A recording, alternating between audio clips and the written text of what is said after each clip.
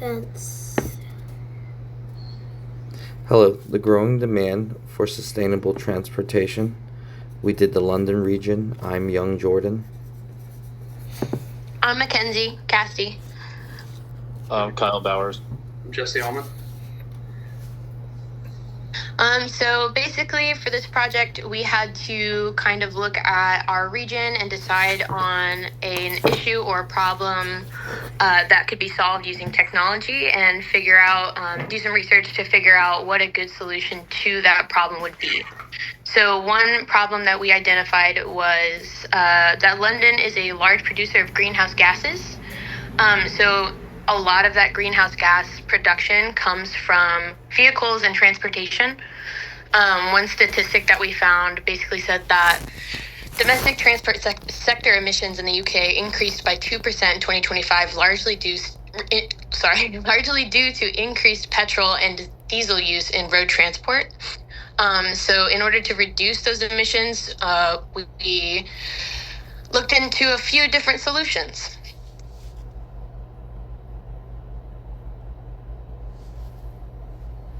So, our mission is to explore technology-driven solutions that reduce transportation's dependence on fossil fuels while supporting the rapid growing use of electric vehicles through renewable energy, modern electrical infrastructure, and expanding charging networks.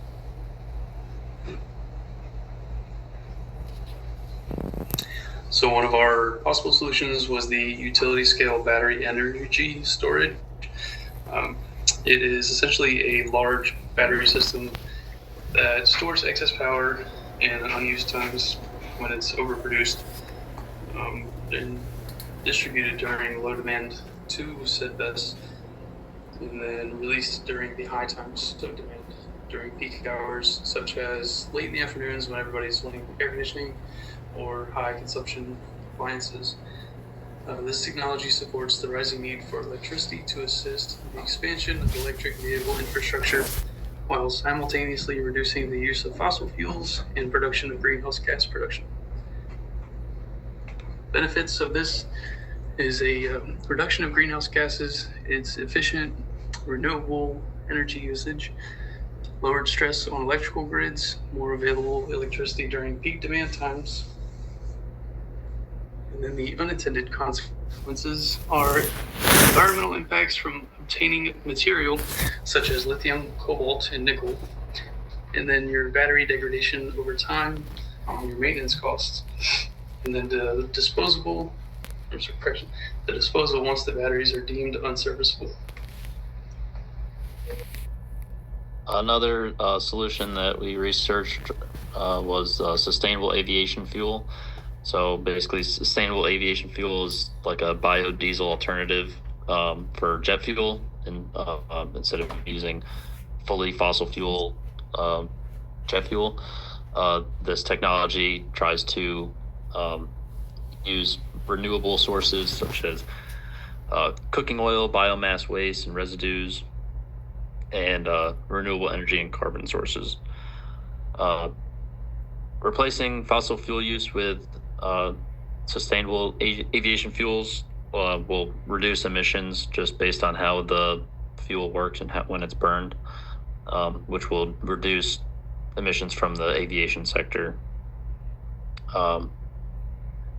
The immediate benefit to this technology would be a significant reduction in greenhouse gas emissions, but one of the unintended consequences would be that it's a lot more expensive to produce than traditional fuel. So the major limitation is the cost of implementing the technology. Okay, so the solution that we ended up going with was solid state electric vehicle batteries, which basically act as a replacement to the current standard lithium ion batteries that are built into the cars themselves.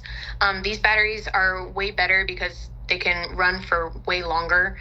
They store a lot more charge, and they can be used for approximately 700 miles. And by like improving the vehicle performance in such a way, it might actually convince more people to actually start making the switch, because a big issue with implementing electric vehicles is that there's not that many charging stations currently. We don't really have the infrastructure in place to start replacing fossil fuel driven cars with electric vehicles. So by building cars that are able to run for longer, people might be more motivated to actually purchase them. Which obviously, by using electric vehicles and like getting more people to buy them, the overall consumption and demand of fossil fuels would eventually go down. So the big issue with this, though, right now is that this is still very new technology. It's still a lot of research and development going on. And the price for electric vehicles has significantly reduced over the years, but this new technology might cause prices to go back up for a little bit, since manufacturing is not so efficient at this point. There might be like an increased manufacturing cost that ends up happening, which kind of ties into our barriers to implementation. Another significant barrier would, like I mentioned before, be manufacturing costs, and also phasing out pre-existing electric vehicles as well, since there's a lot already out there that currently have the lithium batteries. Potentially, we could figure out a way, or companies could figure out a way to refit those vehicles with solid state batteries. However, that would be a problem that would need to be addressed. And another issue would be that there's not really many incentives for people to buy them right now. Specifically in the EU, I didn't see much when I was doing my research on this. So the government could do a little bit more to incentivize citizens to actually purchase EVs with the solid state batteries. That would also possibly be a way that we could overcome that barrier. The recommended solutions, the SSBs. The solution our team is recommending is the solid state battery.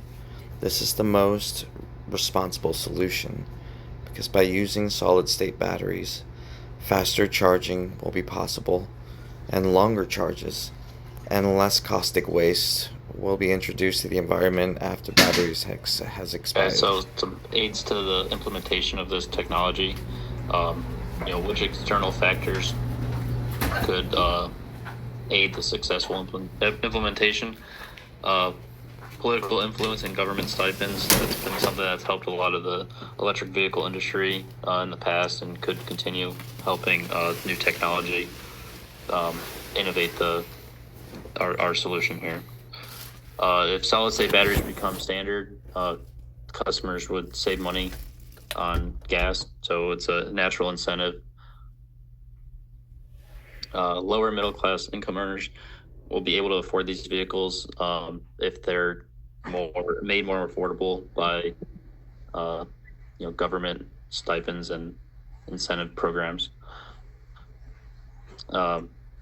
This type of technology could have also applications outside of the transportation sector, and to get away from lithium ion, which is